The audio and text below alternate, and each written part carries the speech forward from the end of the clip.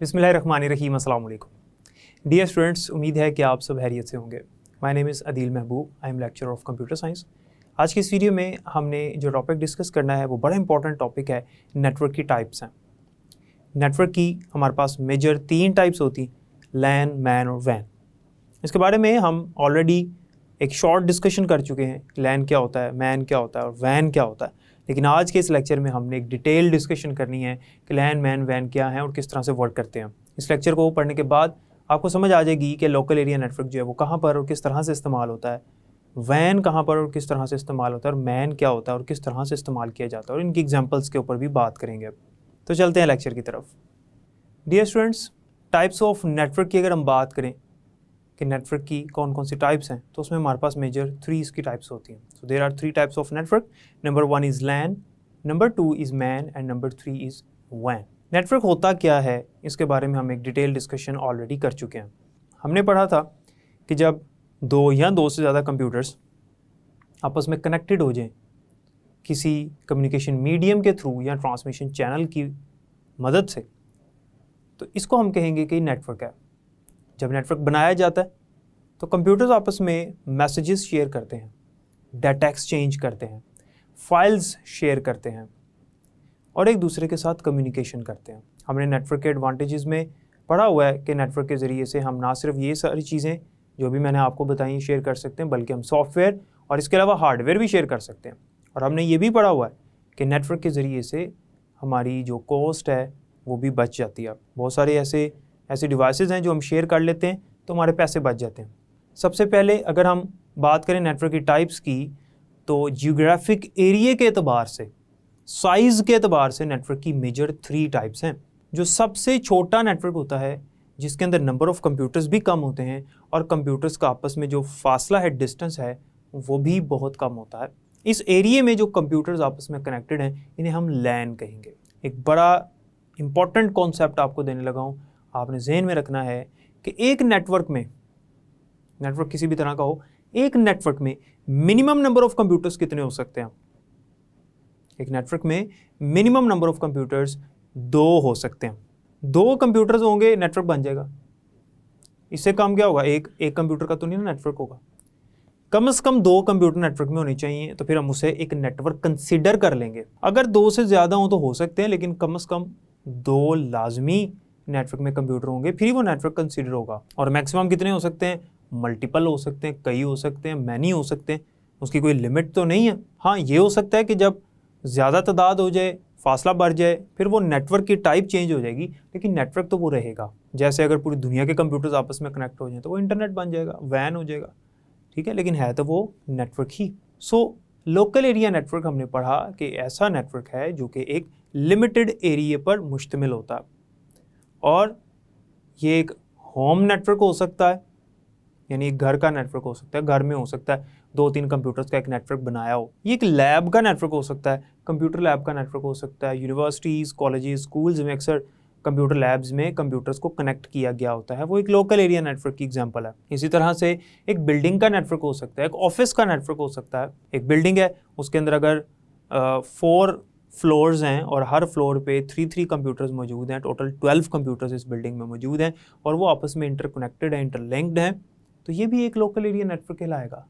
ज़रूरी नहीं है कि रूम ही हो, बिल्डिंग में डिफरेंट फ्लोर्स पे जो कंप्यूटर्स हैं वो भी कनेक्ट हो सकते हैं, क्योंकि एक दूसरे के करीब ही है ना अभी वो। इसी तरह से अगर कंसेक्टिव बिल्डिंग्स हों, यानी 7-7 बिल्डिंग्स हैं, 2 बिल्डिंग्स हैं, एक दूसरे के करीब हैं, इस बिल्डिंग में भी एक नेटवर्क है, इस बिल्डिंग में भी एक नेटवर्क है, इनको मिला के एक नेटवर्क बनाते हैं, तब भी ये लोकल एरिया नेटवर्क कहलाएगा, क्योंकि ज्योग्राफिक एरिया बड़ा नहीं है, अभी ज्योग्राफिक एरिया छोटा ही है। इसे कहते हैं local area network. Local area network बनाने का मकसद क्या होता है? इसका मकसद ये होता है कि हम अगर एक ऑफिस में मौजूद हैं और ऑफिस में अगर हम डाटा शेयर करना चाहते हैं एक दूसरे के साथ, फॉर एग्जांपल एक दूसरे के साथ रब्ता करना चाहते हैं, अगर हम एक बिल्डिंग में मौजूद हैं, उस बिल्डिंग में डिफरेंट फ्लोर्स पे डिफरेंट कंप्यूटर्स हैं और हर बंदा अपने अपने कंप्यूटर पे काम कर रहा है, और ये एक दूसरे से रब्ता भी कायम करना चाहते हैं, एक दूसरे को फाइल्स वगैरह शेयर करना चाहते हैं, तो अगर नेटवर्क नहीं होगा तो इनको बार बार उठ के एक दूसरे के पास जाना पड़ेगा फाइल्स देने के लिए, और वो एक प्रिंटेड फाइल देनी पड़ेगी, प्रिंट निकालना पड़ेगा, या किसी पीएन के हाथ या ऑफिस बॉय के हाथ बार बार भिजवाना पड़ेगा। लेकिन अगर हम नेटवर्क बना लें तो हमारा बहुत ज़्यादा टाइम और पैसा भी बच जाएगा, हमें प्रिंट निकालने की ज़रूरत नहीं है और बार बार उठ के जाने की ज़रूरत नहीं है, इससे हमारा टाइम और पैसा बच जाएगा। लोकल एरिया नेटवर्क इसलिए बनाया जाता है।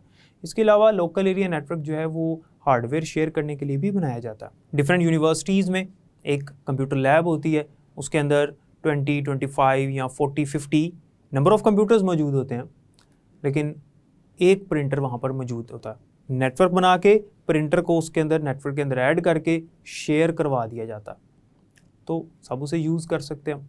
तो ये भी एक इसका फ़ायदा है, ये भी एक नीड थी लोकल एरिया नेटवर्क को बनाने की। लोकल एरिया नेटवर्क बनाने का मकसद ही ये था कि हम हार्डवेयर भी शेयर कर सकें, और ऑब्वियसली जब हार्डवेयर शेयर करेंगे तो हमारी कॉस्ट बच जाएगी। जहाँ पर अगर 20 कंप्यूटर्स के साथ 20 प्रिंटर्स चाहिए थे तो वहाँ पर एक प्रिंटर हमने लगा दी, 19 प्रिंटर्स का ख़र्चा बच गया, ठीक है ना। तो ये कॉस्ट इफेक्टिव मेथड है नेटवर्क। लोकल एरिया नेटवर्क मैंने जैसा कि आपको बताया घर में भी हो सकता है। जहाँ पर ऐसा नेटवर्क हो जिसमें कंप्यूटर्स एक दूसरे के करीब हों, जियोग्राफिक एरिया छोटा हो, उसको लोकल एरिया नेटवर्क कहेंगे। इसके ज़रिए से हम ना सिर्फ हार्डवेयर शेयर कर सकते हैं बल्कि सॉफ्टवेयर भी शेयर कर सकते हैं, डाटा भी शेयर कर सकते हैं।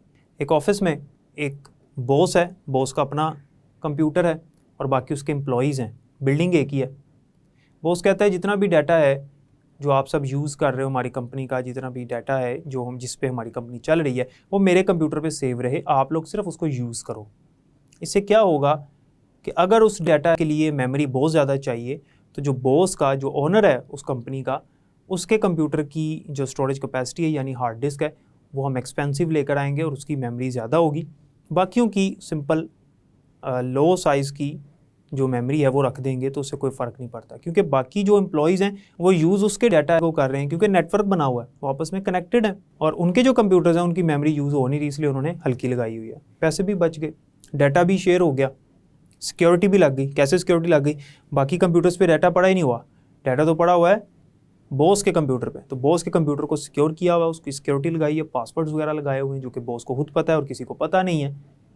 तो इसमें चांसेस नहीं है कि अनऑथराइज्ड बंदा जो है वो डाटा को डिलीट कर सके या चेंज कर सके। तो ये लोकल एरिया नेटवर्क के एडवांटेजेस हैं। ये ज़रूरत थी हमारी कि लोकल एरिया नेटवर्क बनाया जाए। अच्छा, जब इससे बढ़ जाए नेटवर्क, लोकल एरिया नेटवर्क जो है वो थोड़ा सा एक्सपैंड हो जाए, कई लोकल एरिया नेटवर्क्स मिल जाएँ और नेटवर्क जो है वो एक शहर की हद तक फैल जाए, यानी एक सिटी तक अगर फैल जाए, नेटवर्क स्प्रेड हो जाए, तो फिर इसे हम क्या कहेंगे? ये लोकल एरिया नेटवर्क नहीं कहलाएगा फिर, क्योंकि अब इसका जो ज्योग्राफिक एरिया है वो लोकल एरिया नेटवर्क यानी लैन की लिमिट से बढ़ चुका है। जब लैन की लिमिट से ये बढ़ गया है तो फिर ये क्या कहलाएगा? ये कन्वर्ट हो जाएगा मैन में। Man stands for metropolitan area network. Metropolitan area network जो है वो उसके अंदर कई मल्टीपल लैन्स होते हैं, कई कंप्यूटर्स होते हैं और इसका एरिया जो है वो शहर की हद तक फैल जाता है। मोबाइल सेलुलर कंपनीज़ जो हैं, हमारे मोबाइल फ़ोन कंपनीज़ हैं, मोबाइल सेलुलर कम्युनिकेशन, जो सेलुलर कम्युनिकेशन जिसे कहते हैं, ये बेहतरीन एग्जांपल है मैन की। इसका एक एरिया जो है वो लैन से बड़ा होता है लेकिन बहुत ज़्यादा बड़ा नहीं होता। नंबर 3 पे जो नेटवर्क की थर्ड टाइप है वो है वैन। This is the most important type of network. Network की तीसरी टाइप कौन सी है? वैन। वैन की फुल फॉर्म होती है वाइड एरिया नेटवर्क। ये मैन से भी बड़ा नेटवर्क होता है, ये मैन से नेक्स्ट लेवल का नेटवर्क है according to the geographic area. जैसा कि अभी हमने पढ़ा कि लोकल एरिया नेटवर्क एक ऑफिस का, एक रूम का, एक होम का, एक बिल्डिंग का या कंसेक्टिव बिल्डिंग्स का नेटवर्क होता है। फिर हमने पढ़ा कि जब कई मल्टीपल लैंड्स आपस में कनेक्ट हो जाए और जियोग्राफिक एरिया एक सिटी वाइड रेंज तक फैल जाए तो इसे हम मेट्रोपॉलिटन एरिया नेटवर्क यानी मैन कहेंगे। जब इससे भी बढ़ जाए नेटवर्क, यानी कई लैंड्स इस तरह से कनेक्ट हो जाएं कि वो शहर की हदूद से भी बढ़ जाएं, ज़्यादा हो जाएं, फैल जाए नेटवर्क, या फिर हम कह सकते हैं कई मैन्स आपस में कनेक्ट हो जाएं, कई लैंड्स, कई मैन्स आपस में कनेक्ट हो जाएं और नेटवर्क जो है वो कंट्री रेंज तक या कंट्री से भी बाहर वाली रेंज तक फैल जाए, तो फिर उसे हम कहेंगे वाइड एरिया नेटवर्क। स्टूडेंट्स, जो अभी हमने एडवांटेजेस पढ़े हैं लैन के, ये एडवांटेजेस हम मैन में भी हासिल कर सकते हैं। हार्डवेयर शेयर कर सकते हैं, सॉफ्टवेयर शेयर कर सकते हैं, डाटा शेयर कर सकते हैं, कम्युनिकेशन कर सकते हैं, फाइल्स वगैरह एक दूसरे को सेंड कर सकते हैं, एक दूसरे से रब्ता कर सकते हैं, डायरेक्टली रब्ता कर सकते हैं। और यही वाले सारे एडवांटेजेस हम वैन से भी हासिल कर सकते हैं। ये सारे काम हम वैन में भी कर सकते हैं। वैन जो है इसकी बेहतरीन एग्जांपल हमारे पास इंटरनेट है। वैन से बड़ा कोई नेटवर्क नहीं होता, वैन सबसे बड़ा नेटवर्क है। जितने भी नेटवर्क्स हमने पढ़े हैं उनमें सबसे लार्जेस्ट नेटवर्क जो है वो कौन सा है? वैन है। तो दुनिया का सबसे बड़ा जो नेटवर्क है वो होता है इंटरनेट। इसके ऊपर हम बात कर चुके हैं। So the internet is the best example of वैन। और इंटरनेट को कहा जाता है network of networks, network of networks. इसका क्या मतलब है? इसका मतलब ये है कि नेटवर्क्स का नेटवर्क। क्यों? क्योंकि इंटरनेट में यानी वैन में बहुत सारे नेटवर्क्स कनेक्टेड हैं, तो नेटवर्क मिले तो एक बड़ा नेटवर्क बन गया। तो इन तमाम नेटवर्क्स का एक नेटवर्क बन गया जिसको नाम दिया गया इंटरनेट या वैन। इसी वजह से इसको कहा जाता है नेटवर्क ऑफ नेटवर्क्स। उम्मीद है कि आपको लैन, मैन, वैन जो हमने पढ़ा इसका पता चल गया होगा कि ये होते क्या हैं। अब हमने देखना है कि जो वाइड एरिया नेटवर्क होता है इसमें कंप्यूटर्स आपस में किस तरह से काम करते हैं, किस तरह से एक्ट करते हैं, किस तरह बिहेव करते हैं, हम फाइलें एक दूसरे को ट्रांसफ़र कैसे करते हैं बाय यूजिंग वैन। एक टर्म यहाँ पर यूज़ हुई है वो है टर्मिनल। डियर स्टूडेंट्स, टर्मिनल क्या होता है? अगर हमारा एक कंप्यूटर है मौजूद है, नेटवर्क में नहीं, वैसे ही कंप्यूटर पड़ा हुआ है मेरे पास, और उस कंप्यूटर के साथ इनपुट आउटपुट डिवाइसेस कनेक्टेड हैं जिनके ज़रिए से मैं उस कंप्यूटर को ऑपरेट कर रहा हूँ। देखें, हम इनपुट आउटपुट डिवाइसेस से ही कंप्यूटर को ऑपरेट करते हैं। अगर इनपुट आउटपुट डिवाइसेस ना हो, कंप्यूटर सामने ऑन भी हो, तो हम कुछ नहीं उससे काम ले सकते। हमारे पास डिस्प्ले स्क्रीन होनी चाहिए आउटपुट डिवाइस, जिससे हमें पता चले कि उसमें क्या काम हो रहा है, हम उससे कैसे इंटरेक्शन करें, उसके लिए हमारे पास डिस्प्ले स्क्रीन होनी चाहिए। हमारे पास माउस, कीबोर्ड होना चाहिए। अगर हमने कोई इमेज स्कैन करनी है, स्कैनर होना चाहिए। कंप्यूटर को यूज़ करने के लिए उसके साथ इनपुट आउटपुट डिवाइसेस होनी चाहिए।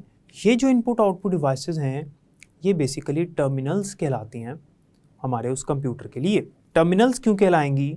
क्योंकि इनके ज़रिए से हम उसको यूज़ कर रहे हैं, उसको इस्तेमाल कर रहे हैं, उसका डाटा इस्तेमाल कर रहे हैं, उसकी इंफॉर्मेशन यूज़ कर रहे हैं, उस कंप्यूटर से काम ले रहे हैं। तो टर्मिनल्स क्या है? इनपुट आउटपुट डिवाइसेस को बेसिकली कहते हैं। अच्छा, अब ये टर्मिनल वाला कॉन्सेप्ट ज़हन में रखिएगा। अब आ जाएं ज़रा इस तरफ कि हम जो वैन पढ़ रहे थे, वैन में जो कंप्यूटर्स होते हैं वो आपस में कनेक्टेड होते हैं।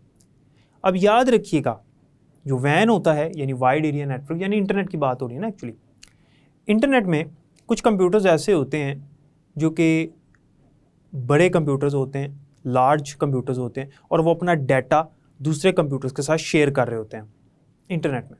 और जो बाकी कंप्यूटर्स हैं वो स्मॉल कंप्यूटर्स होते हैं जिनको क्लाइंट्स कहा जाता है। जो लार्ज कंप्यूटर्स हैं उनको होस्ट कंप्यूटर कहा जाता है, जिन पे डाटा मौजूद है और उस डाटा को होस्ट कंप्यूटर का जो डाटा है उसको जो क्लाइंट कंप्यूटर्स हैं वो यूज़ कर रहे हैं, उससे डाटा डाउनलोड कर सकते हैं और उस पर अपलोड भी कर सकते हैं। ठीक है, तो होस्ट कंप्यूटर जो हैं ये लार्ज कंप्यूटर्स होते हैं और जो बाकी कंप्यूटर्स होते हैं वो क्लाइंट्स होते हैं। इसकी एग्जांपल हमारे कंप्यूटर्स हैं, हमारे मोबाइल फ़ोन्स हैं, हमारे लैपटॉप्स हैं, ये क्लाइंट्स हैं। और हमारे जो कंप्यूटर्स होते हैं उनको पीसीज कहा जाता है, यानी पर्सनल कंप्यूटर्स। जो हम घरों में सिस्टम यूज़ करते हैं इनको माइक्रो कंप्यूटर्स भी कहते हैं, इनको पर्सनल कंप्यूटर्स भी कहते हैं। पर्सनल कंप्यूटर्स क्यों कहते हैं? क्योंकि ये हमारे पर्सनल यूज़ के लिए होते हैं। अगर घर में 5 अफराद हैं, अगर घर में 7 अफराद हैं, तो सबके पास अपना अपना फ़ोन होता है, सबके पास अपना अपना कंप्यूटर भी होता है। अगर उनको ज़रूरत है तो वो ले सकते हैं क्योंकि इतनी कॉस्ट नहीं है उसकी। तो ये इंडिविजुअल्स के लिए बनाया जाता है। ऐसा कंप्यूटर जो है वो कंपनीज़ के लिए नहीं होता। होस्ट कंप्यूटर कंपनीज़ के लिए होता है। इसी तरह से हमने जो लास्ट एक टॉपिक पढ़ा था TCP/IP का, उसमें हमने पढ़ा था कि main frame, super computer, mini computers, इनको कंपनीज़ इस्तेमाल करती हैं, कंपनीज़ में इस्तेमाल होते हैं, इंडिविजुअल्स के लिए नहीं बनाए गए। तो वैन में हमारे जो PCs हैं वो कनेक्टेड होते हैं किसके साथ? होस्ट कंप्यूटर्स के साथ। हम होस्ट कंप्यूटर का डाटा यूज़ करते हैं। मिसाल के तौर पे अगर हम YouTube इस्तेमाल कर रहे हैं तो YouTube का जो होस्ट कंप्यूटर है उसका डाटा हम यूज़ कर रहे हैं।